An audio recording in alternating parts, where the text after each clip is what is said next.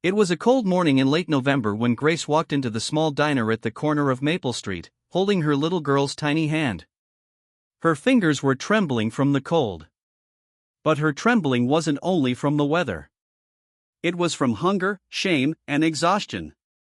Her 3-year-old daughter, Lily, clutched her hand tightly, her big blue eyes scanning the bright, warm room filled with the comforting smell of pancakes, eggs, and coffee.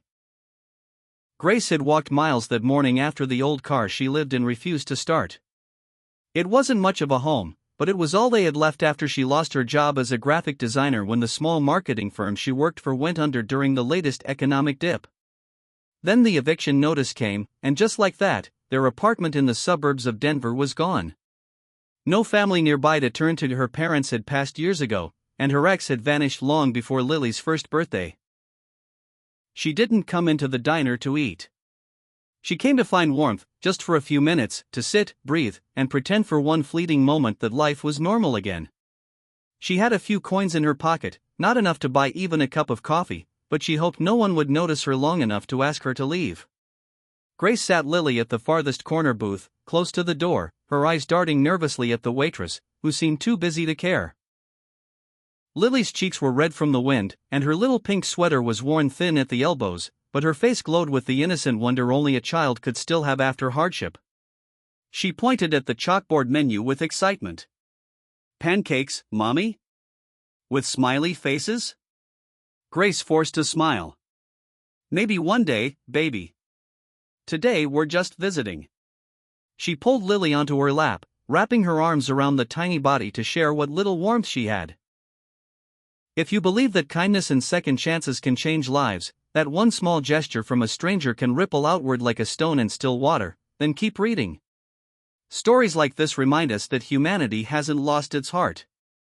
As they sat there, Grace tried to distract Lily with soft words about imaginary pancakes and warm syrup, telling her maybe one day they would have breakfast here together for real.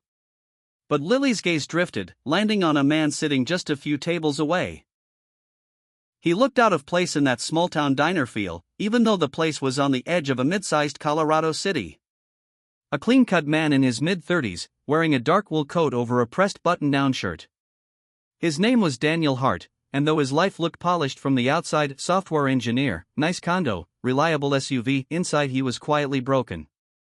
A year ago, his wife, Sarah, had died in a sudden car accident on I-25 during a snowstorm.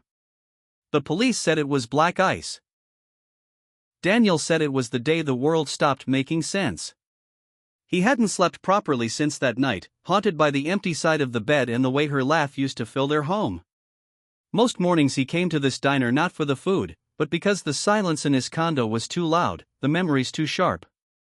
Daniel noticed them only when Lily's soft blue eyes met his. She wasn't smiling. She wasn't asking for anything. She was just staring at his plate. The steaming stack of pancakes, the scrambled eggs fluffy and golden, the bacon glistening under the morning light. It was a look no child should ever wear, hunger too familiar for her age, a quiet acceptance that this was just how things were. Grace noticed and quickly pulled her daughter's face toward her. "Come on, sweetheart," she whispered, her voice trembling as she stood. She didn't want anyone's pity, especially not from a stranger. They'd been looked down on enough already. By the caseworker at the shelter who said the waitlist was months long, by people who assumed homelessness was a personal failing rather than a cascade of bad luck, by the voice in her own head that whispered she wasn't good enough for Lily. She turned to leave quietly, keeping her head low, praying to slip out unnoticed. But Daniel saw her. He saw the worn-out sneakers on her feet, the way her coat hung too thin against the November chill, the little girl's eyes still flicking back to his plate. Something inside him, something long buried under grief, stirred. He couldn't look away. Without thinking, he called the waitress over. "2 extra plates, please." And whatever they were looking at, the full breakfast for the little one, pancakes with whipped cream if you have it. Grace was almost at the door when the waitress's voice stopped her. "Ma'am, the gentleman over there said breakfast is on him if you'd like to sit back down." Grace froze. Her face burned with humiliation. She wanted to say no, to preserve the last shred of pride she had left. But then she felt Lily's small hand tighten around hers, felt the way her daughter's body shivered against the cold draft from the door. Slowly, she turned around. Daniel gave a faint, warm smile. Not the kind that demanded anything in return, but one that said, "It's okay." No strings. They sat down. Lily's eyes widened as the waitress placed a plate of pancakes in front of her, topped with a swirl of whipped cream and a cherry for a nose. The smell alone made her giggle softly, and that sound, it was like music Daniel hadn't heard in a long, long time. It reminded him of Sarah's laugh, the way she'd dance around the kitchen making silly faces to make him smile on tough days. Grace whispered a quiet thank you, her voice cracking halfway. The first bite Lily took, syrup dripping down her chin, made Grace's eyes well up. She turned her face away, pretending to look out the window at the gray sky, but Daniel noticed the tear that fell onto her sleeve. For a while, none of them spoke.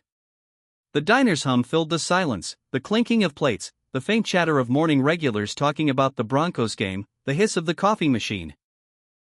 As Lily ate with careful, delighted bites, Daniel watched her with a soft ache in his heart.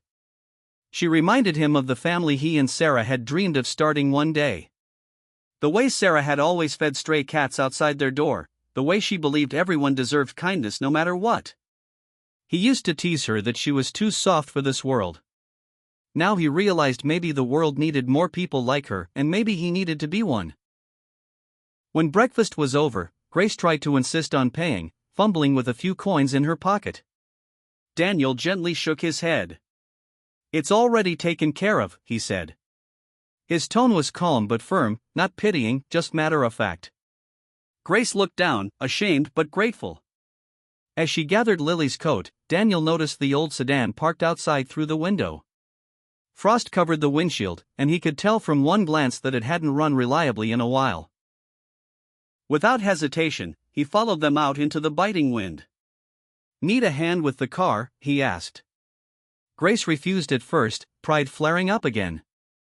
But when she turned the key and nothing happened but a weak click, she gave in with a sigh. Daniel rolled up his sleeves, popped the hood, and worked silently, checking the battery terminals, jiggling wires, his hands steady despite the cold. When the engine finally coughed to life, Lily clapped her tiny hands, squealing with joy. Grace's smile, fragile and rare, appeared for the first time.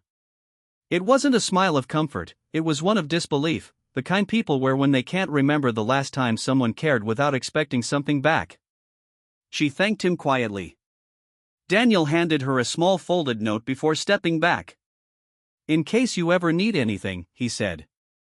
Inside was his number and address, a simple ranch-style house on the outskirts of town he had inherited from his parents. Grace hesitated before taking it, unsure if she'd ever use it. But that night, as rain poured over the car they slept in at a Walmart parking lot, she opened it again, her fingers trembling. She wasn't sure what made her do it: desperation, a flicker of faith, or the memory of Lily's giggle over pancakes, but she called. Daniel answered instantly. Within an hour, he was there, standing outside the car with a large umbrella and 2 paper bags of hot food from a drive-thru. He didn't ask questions. He didn't lecture. He simply opened the passenger door and said softly, "You both shouldn't be out here tonight." That night, he took them to a small guest cottage behind his house, a place he had fixed up years ago for visiting friends that now sat empty. It was clean, warm, with fresh sheets and the faint scent of pine from the nearby woods.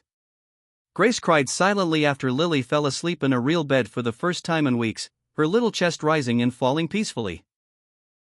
Daniel stood outside the door, listening to the soft rhythm of a child's breathing, a sound he hadn't heard since Sarah passed.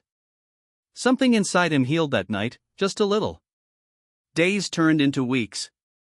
Grace found small ways to repay his kindness without being asked, helping around the house, washing dishes, weeding the small garden Sarah had once loved.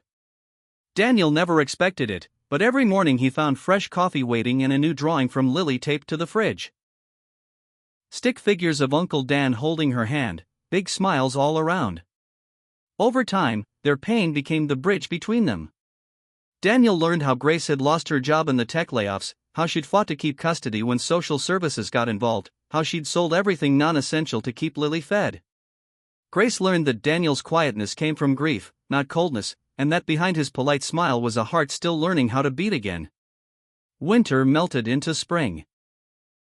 The trees budded, and Lily began calling him Uncle Dan without prompting.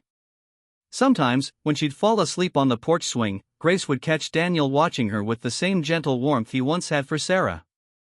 Neither spoke about it, but both felt the shift, the slow thawing of frozen places inside them. Months later, Grace landed a new job at a local elementary school as an aide in the art room, something creative again, something that let her use the skills she'd thought were lost. Daniel helped her get the car fixed properly this time, no more coaxing it to life. She started to believe again, not just in survival, but in the possibility of joy. One evening, as the sun dipped behind the Rockies in a blaze of orange and pink, Daniel came home to find Grace and Lily baking cookies in the kitchen. Flour dusted Lily's nose, and chocolate chips were scattered like confetti.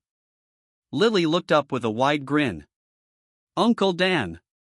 Mommy says we're staying here forever." Grace froze, embarrassed, cheeks flushing. "Lily, I." But Daniel only smiled, the first real, unguarded one in over a year. He looked at them both, the woman who had quietly taught him to live again, the child who had unknowingly mended his broken edges, and said softly, "I'd like that." That night, they ate dinner together at the same diner where it all began. The same booth, the same warm lights filtering through the windows. Only this time, Grace didn't try to leave quietly. She laughed at Lily's syrupy stories. Lily giggled as Daniel made funny faces with his bacon. And Daniel's heart, once shattered into pieces too small to find, felt whole again. Sometimes kindness isn't a grand gesture. It's a plate of pancakes, a jump-started car, a spare room offered without fanfare. It's seeing someone else's pain and choosing not to look away. Grace and Lily were Daniel's reminder that life could still hold light. And he was theirs. Kindness still exists. One act of compassion can change a life forever, maybe 3 lives, maybe more. If this story touched you, remember, the next person who needs warmth might be right around the corner. And maybe, just maybe, that person could be you giving it.